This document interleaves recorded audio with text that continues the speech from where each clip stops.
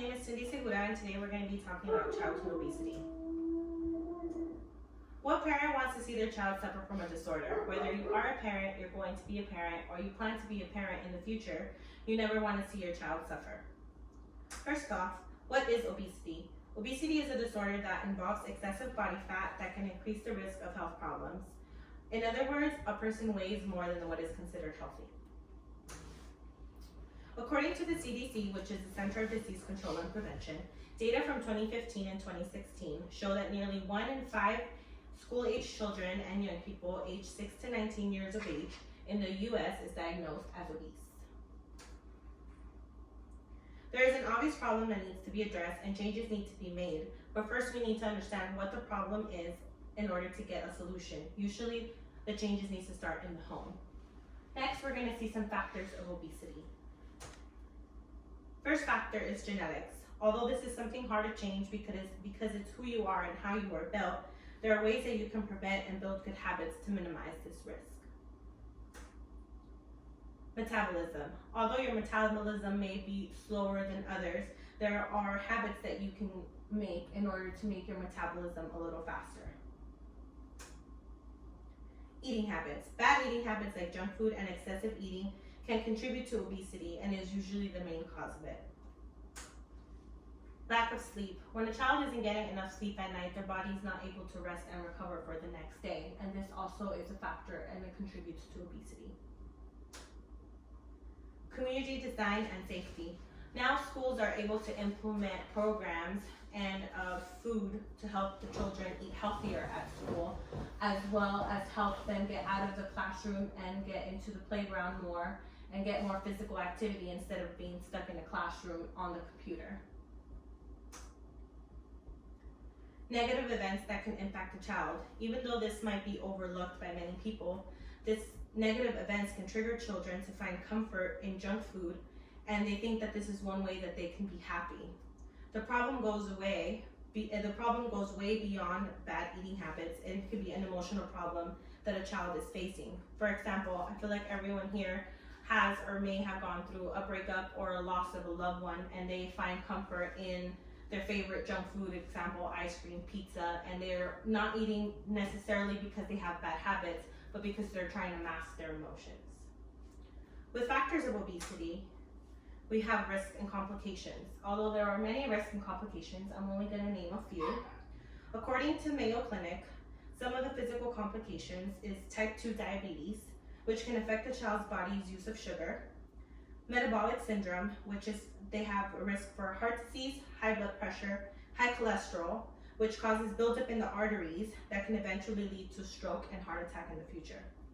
They have respiratory problems as well as asthma, and sleep disorders like sleep apnea, which causes difficulty breathing while they're asleep. Although there are some risks and complications, there are prevention measures that can be taken in order for them to stop or limit the use of obesity. Limit consumption of sugars and beverages. We know that children love to drink juices and they love to drink soda and they're not drinking enough water, so making sure that they drink more water than the sugary beverages that they can help limit obesity. Provide plenty of fruits and vegetables and protein on their plates to make sure they're getting the protein and they're getting the nutrients that they need instead of junk food. Eat meals as a family is very important. Sometimes with this busy schedule, busy lifestyle, parents are working late, they're getting home late, children are home alone, and the fastest thing that a child finds on their way home from school is McDonald's or Burger King on the way home, and it's just easier to get that and eat as soon as they get home instead of waiting to eat as a family.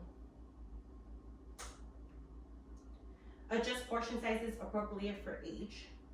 I feel like if you're able to adjust the portion sizes to the children's age, you're able to limit the amount that they're eating, and they're not going to be able to overeat in order to get obese.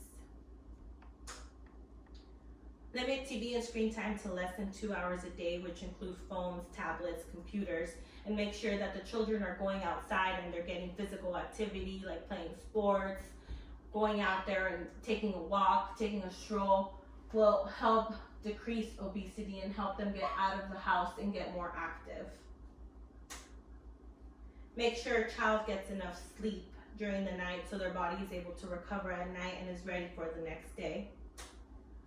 And I think the most important one is yearly physicals. When you go ahead and you visit the doctor every year, your doctor is able to catch if your child is going to be obese or is hitting the borderline to be obese. So you're able to help use these prevention measures in order to help them not get to that. Because once you get to the obese, it's harder to lose weight. It's a lot easier to gain weight than it is to lose it.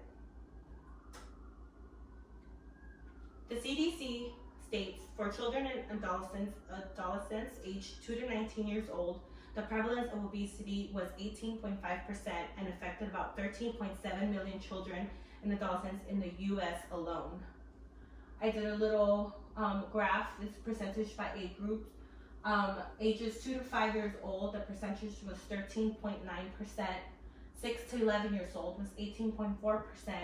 And 12 to 19 years old was 20.6%. And what I can notice is as they get older, the percentages just keep growing and growing. And as they become adults, the percentages don't go down, they just keep growing. Making sure that we are able to create healthy habits in our children's lives, whether it's your own children, whether it's your brother, your sister, your niece, your nephew, you want to ensure the possibility of giving them a long, healthy life so you can enjoy life together. Thank you very much. Yep.